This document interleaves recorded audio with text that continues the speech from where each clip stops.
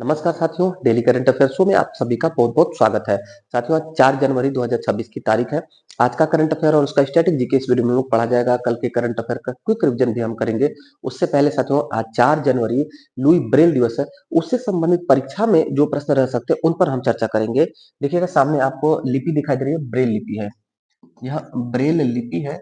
आज इसी का दिवस है साथियों। कौन सा दिवस है? तो आज ब्रेल लिपि के जो आविष्कारक थे, ब्रेल लिपि के आविष्कारक आविष्कारक लुई ब्रेल लुई ब्रेल का साथियों जयंती है। लुई ब्रेल का लुई ब्रेल का जयंती है। इसी अवसर पर ब्रेल दिवस मनाया जाता है हर साल दुनिया भर में 4 जनवरी को। ये क्या है ब्रेल लिपि? जैसे साथियों हम लोग ये जो यहाँ पर हिंदी खड़ी बोली भाषा में ये लिखे हुए हैं, इसको अगर कहा जाए कि ये किस लिपि में लिखा गया है, तो ये देवनागरी लिपि में लिखा गया है। लिपि लिपि और बोली, जो हम बोल रहे हैं और जो लिख रहे हैं, लिखना हो गया लिपि और जो बोल रहे हैं वो बोली हो गया। ये दोनों के संयोजन से बनता है भाषा। तो भाषा में अभिन्न अंग होता है लिपि। तो अगर मान लेते हैं कोई दिव्यांग है जिसको दिखाई नहीं देता है, ब्लाइंड है, तो वो कैसे अपने भाषा का उपयोग करेगा, करता है? तो इसी के लिए साथियों लुई ब्रेल ने एक लिपि का आविष्कार किया था। उसका नाम है ब्रेल लिपि। इस ब्रेल लिपि में साथियों छह छह बिंदु होते हैं, 6 पॉइंट होते हैं। ये हमारी एग्जाम में आया हुआ क्वेश्चन है कि ब्रेल लिपि में कितने बिंदु होते हैं, कितने डॉट होते हैं। तो 6 डॉट होते हैं, 6 बिंदु होता है। इसी 6 बिंदु के संयोजन से 63 वर्ण लिखे जाते हैं। 63 वर्ण होते हैं। कितने वर्ण होते हैं इस लिपि में? तो 63। कितने डॉट होते हैं? तो 6 डॉट होते हैं।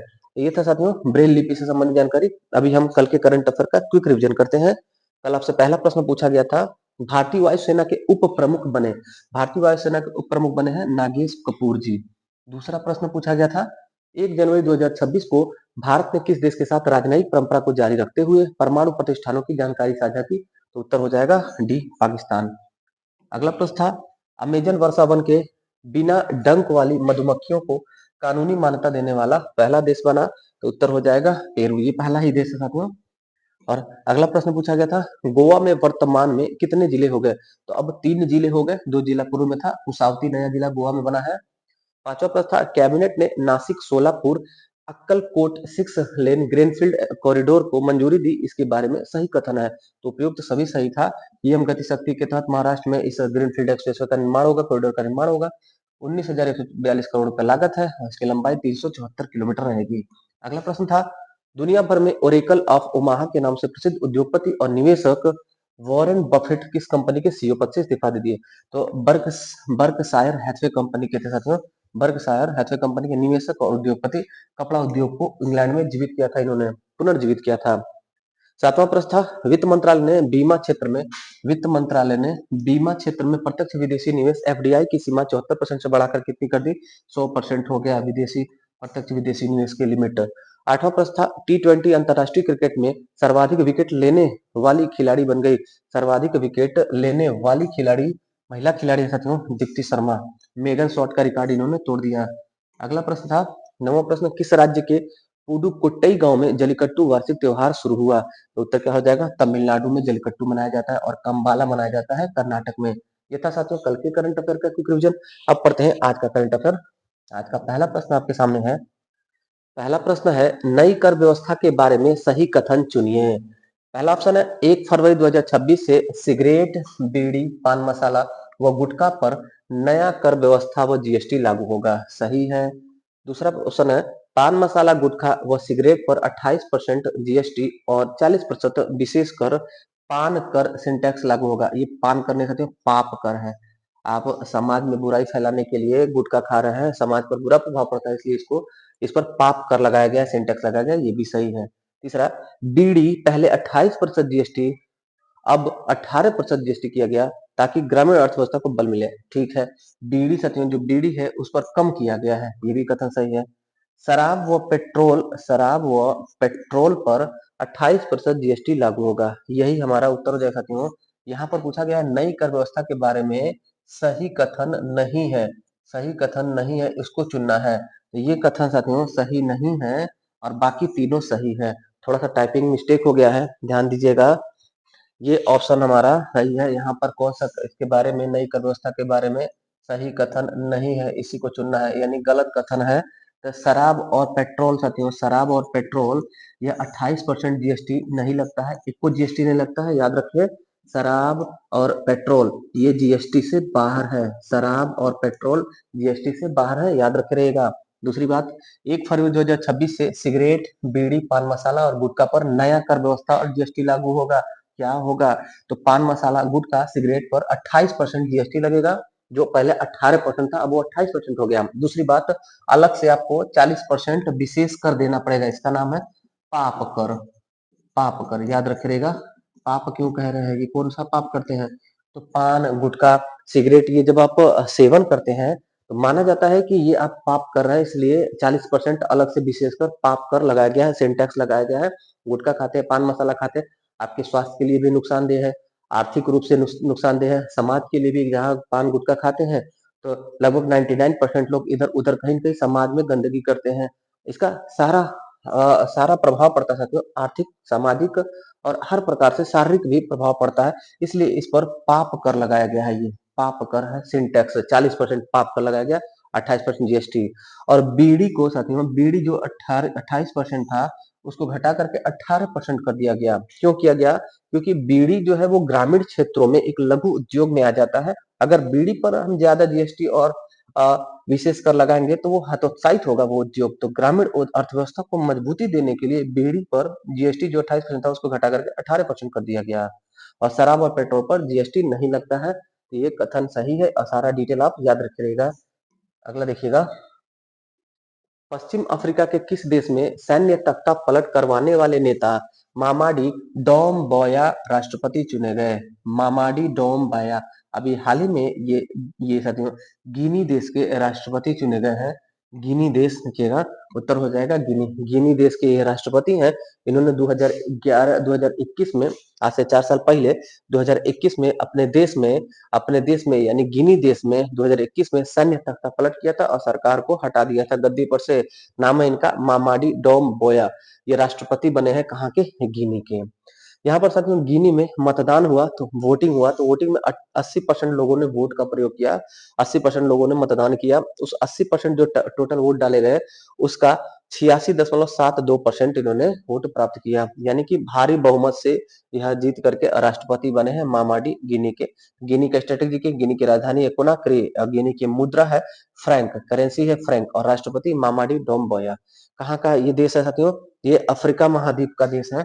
अफ्रीका महाद्वीप में भी पश्चिमी अफ्रीका महाद्वीप पड़ता है। ये पूरा अफ्रीका महाद्वीप है। अफ्रीका महाद्वीप में तीनों रेखाएं होकर के गुजरती है, कर्क रेखा, भूमध्य रेखा और मकर रेखा साथियों।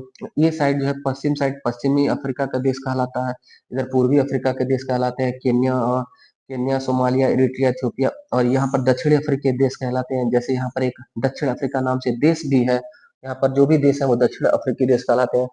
तो ये साथियों इस दिशा में, इस डायरेक्शन में बसा हुआ है गिनी देश। गिनी में सैन्य तख्ता पलट के 4 साल बाद जो है राष्ट्रपति का चुनाव जीते हैं मामाडी डोम्बोया। अगला प्रश्न देखिएगा, राष्ट्रपति ने कोलोजियम की सिफारिश पर अनुच्छेद 217 के तहत कुछ राज्यों के उच्च उच्च न्यायालय में मुख्य न्यायाधीश की नियुक्ति की। उच्च न्यायालय में, हाई कोर्ट में चीफ जस्टिस की नियुक्ति हुई है। ये बात ध्यान पूर्वक याद रखिएगा। इनमें कौन शामिल नहीं है, ये प्रश्न पूछा गया है। पहला ऑप्शन है न्यायमूर्ति सोमेन सेन केरल उच्च न्यायालय के मुख्य न्यायाधीश बने। ये कथन सत्य है, याद रखें। केरल हाई कोर्ट के चीफ जस्टिस बने हैं सोमेन सेन। दूसरा, न्यायमूर्ति संगम साहू पटना उच्च न्यायालय के मुख्य न्यायाधीश बने। ये भी सही है, पटना उच्च न्यायालय के मुख्य न्यायाधीश बने संगम साहू। तीसरा है न्यायमूर्ति रेवती प्रशांत मेघालय उच्च न्यायालय के मुख्य न्यायाधीश बने। ये भी सही है। चौथा है डी है न्यायमूर्ति विष्णु देव दिल्ली के मुख्य न्यायाधीश बने। ये गलत है, हमारा उत्तर हो जाएगा डी।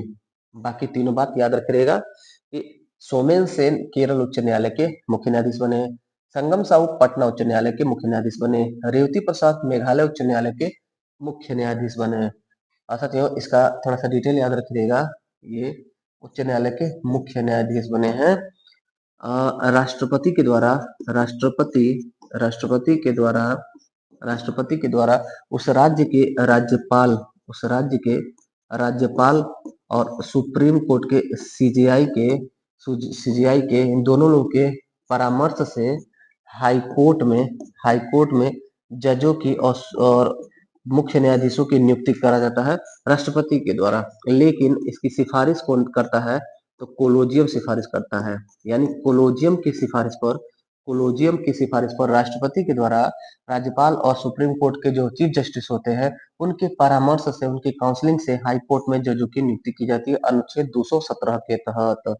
और इसके अलावा आप बात याद रखिएगा साथियों, ये कोलोजियम है, ये बड़ा चर्चा में रहा था कुछ समय पहले।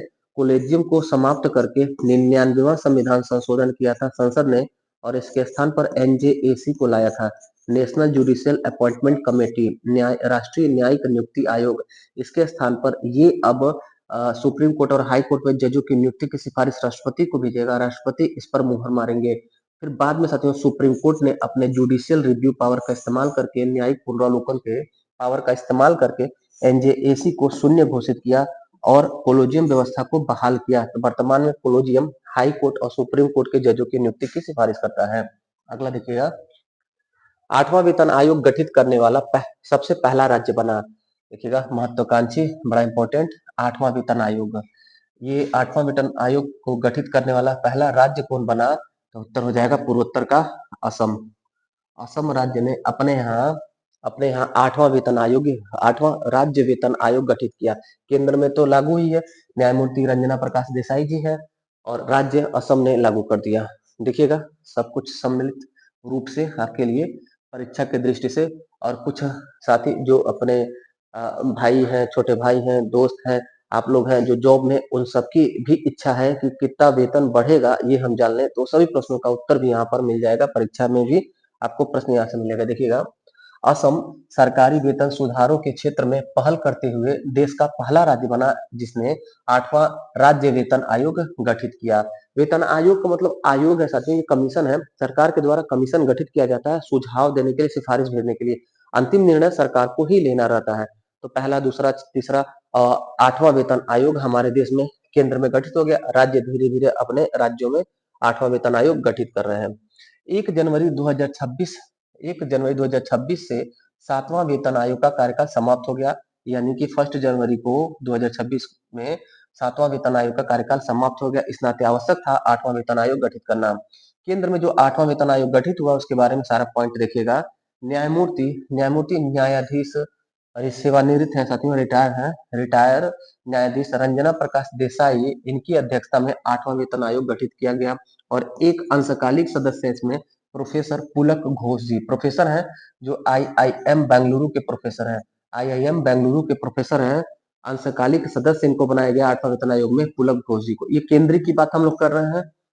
एक सदस्य रहेंगे सदस्य सचिव पंकज जैन, जो आईएएस अधिकारी हैं, पंकज जैन ये सदस्य सचिव रहेंगे 8वां वेतन आयोग में। इस 8वां वेतन आयोग का 18 महीने का काम होगा कि रिपोर्ट तैयार करना और प्रस्तुत करना, और इसकी सिफारिशें साथियों 1 जनवरी 2026 से ही लागू होंगी। 18 महीने का समय लग रहा है रिपोर्ट प्रस्तुत करने में और लागू होगा 1 जनवरी 2026 से ही। मान लेते हैं कि 18 महीने के बाद काम करके 2027 के अंत तक ये अपना रिपोर्ट प्रस्तुत करते हैं, तो आपको जो एरियर होगा, वेतन होगा, वो जनवरी 2026 से ही प्रदान किया जाएगा। अब वेतन की शुरुआत जो होगी वो वेतन के साथ ये बढ़ोतरी इस समय के बाद से मिलेगी 2027 के बाद से, लेकिन जो एरियर होगा वो जनवरी 2026 से होगा। अब ये बात संभावित फिटमेंट फैक्टर कितना है। संभावित फिटमेंट फैक्टर मतलब कि कितना सैलरी बढ़ने का उम्मीद है। तो यहाँ पे लिखा गया है 1.83% से लेकर के 2.6, ये परसेंट नहीं सकते, ये गुना है, 1.83 से लेकर के 2.46 गुना वृद्धि होगी। अभी बताते हैं इसको क्या है, समझाते हैं। यहाँ देखिएगा, न्यूनतम वृद्धि जो संभावना है वो 14% है और अधिकतम वृद्धि संभावना 54%। अब देखिएगा, जैसे मान लीजिए किसी भी कर्मचारी की सैलरी होती है, हम मान लेते हैं यूपीपी कांस्टेबल जो है, उनकी सैलरी अगर सपोज दैट मूल वेतन उनका 21,400 है, 21,400 उनका मूल वेतन है, तो इसमें साथियों इसमें 55% अगर डीए जोड़ा जाए, 55% डीए जोड़ा जाए और इसके बाद एचआरए जोड़ा जाए और भी कई भत्ता जोड़ा जाए, कुछ भत्ता होता है स्टेशनरी वगैरह, यात्रा भत्ता, ये समग्र रूप से मिला करके खाते में डिपॉजिट होता है। समग्र वेतन खाते में ये सब डीए, एचआरए और भी जो भत्ता होता है उसको मिला करके होता है। तो ये जो मूल वेतन होता है, यह मूल वेतन में, यह जो मूल वेतन है साथियों, ये जो मूल वेतन है, ये मूल वेतन का 1.83 से लेकर के 2.46 गुना की वृद्धि होगी। न कि जो वेतन खाते में आता है उसमें। जो डीए है, ये समय समय पर हर 6 महीने पर महंगाई के अनुसार बढ़ता रहता है। मुद्रास्फीति के अनुसार 2%, 3%, 4% हर 6 महीने पर डीए बढ़ता है। ये जो आज 55% तक पहुंचा है, 58% तक पहुंचा, ये सब समाप्त हो जाएगा और फिर से 0% से डीए से शुरुआत होगा। और मूल वेतन यहाँ से उठा करके 21,400 से उठा करके और वृद्धि होगी। कितनी वृद्धि होगी? तो अगर कहा जाए कि जितना खाते में पैसा आता है, सैलरी आती है, सपोज दैट एक कांस्टेबल की सैलरी अगर 30,000 रुपए है, ये मूल वेतन, डीए, एचआरए भत्ता सभी लेकर के, तो उनका 14% ये मूल वेतन से और अधिकतम 54% बढ़ेगा। यानी 30,000 का 14% कम से कम और अधिकतम 54% बढ़ेगा। और अगर आप गुना करके देखना चाहते हैं तो जो आपका ये मूल वेतन था 21,400, इससे 1.83 गुना सैलरी बढ़ेगा या अधिकतम 2.46 गुना सैलरी बढ़ेगा। गुना वाला यहाँ से लगाइएगा और जो परसेंटेज वृद्धि होगा वो आपकी सैलरी से होगा। तो ये आंकड़ा था, डाटा था, प्रस्तुत किया गया था, याद रखिएगा। रंजना प्रकाश देसाई जी को भुलाइएगा नहीं और असम राज्य को ना भुलाइएगा। अगला प्रश्न देखिएगा, यूरो मुद्रा अपनाने वाला 21वां देश बना। पिछले वर्ष 2025 में ही हम लोगों ने पढ़ा था कि बल्गारिया देश है, बल्गारिया जिसकी राजधानी है सोफिया, यूरोप का देश है, इसने अनाउंस किया था कि यूरो करेंसी हम एक्सेप्ट करेंगे। तो इसके यहाँ 1 जनवरी 2026 से यूरो मुद्रा की शुरुआत हो गई। देखिएगा, 1 जनवरी 2026 से बुल्गारिया देश ने लेव जो इसका मुद्रा था, इसके स्थान पर यूरो को अपना लिया, यूरो करेंसी को अपना लिया। यूरोपियन यूनियन के 27 सदस्य देश हैं, इनमें से 21 ने यूरो करेंसी को अपना लिया। यूरो मुद्रा की शुरुआत कब हुई थी? 1 जनवरी 1999 ईस्वी को हुई थी। कुछ यूरोप के देश हैं जो आज भी यूरो करेंसी को नहीं स्वीकार किए हैं। Britain, Denmark, Sweden, Hungary, Poland और चेक गणराज्य। ब्रिटेन की करेंसी क्या है साथियों? ब्रिटेन की करेंसी है pound sterling. Pound sterling Britain की करेंसी है और डेनमार्क की करेंसी है क्रोना साथियों। और यूरोप के 21 देशों की मुद्रा हो गई है यूरो। अगला प्रश्न देखिएगा, उत्तर प्रदेश के विधानसभा सदस्य का उत्तर प्रदेश के किस विधानसभा सदस्य एमएलए का हृदयघात से निधन हो गया? बड़ा दुखद साथियों। और एक करंट अफेयर, विधानसभा सदस्य मतलब कि विधायक, विधायक मेंबर ऑफ लेजिस्लेटिव असेंबली। हमारे उत्तर प्रदेश में 403 विधानसभा का सीट है, 403 विधायक हैं। इनमें से एक विधायक साथियों बरेली के विधायक प्रोफेसर श्याम बिहारी लाल है, इनका हार्ट अटैक हो गया एक मीटिंग के दौरान और निधन हो गया। तो हमारे उत्तर प्रदेश के विधायक है, तो यूपी के किसी भी एग्जाम में प्रश्न बन सकता है। प्रोफेसर इस नाते साथियों इन्होंने पीएचडी किया है, तो इनके नाम के सामने आपको डॉक्टर लगाया भी मिल सकता है। डॉक्टर श्याम बिहारी लाल या प्रोफेसर श्याम बिहारी लाल, जिनका हाल ही में निधन हो गया। उनका संबंध किससे? तो ये राजनेता साथियों, राजनेता और भारतीय जनता पार्टी के विधायक थे।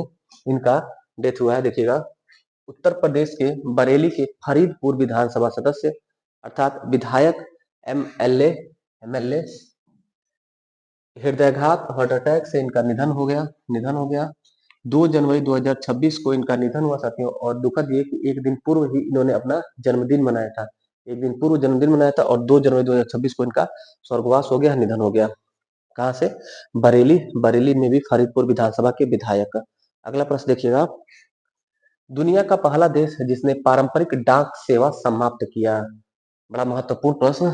डाक व्यवस्था साथियों जैसे हमारे भारत में है, दुनिया भर के हर देशों में लगभग लगभग पोस्ट ऑफिस सेवा है।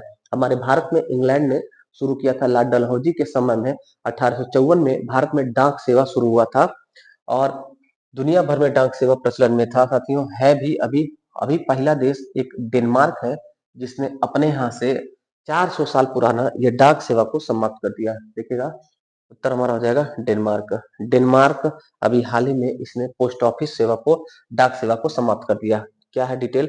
डिजिटल संचार यानी कि ईमेल और मैसेजिंग और कुरियर सेवा जो होता है, उसी के कारण 400 साल पुराना डाक सेवा को डेनमार्क ने समाप्त कर दिया। डेनमार्क ने समाप्त किया है। डेनमार्क का स्ट्रेटेजी के, डेनमार्क के राजा का नाम है फ्रेडरिक 10 और यहाँ प्रधानमंत्री है मैटे फ्रेडरिक्सन।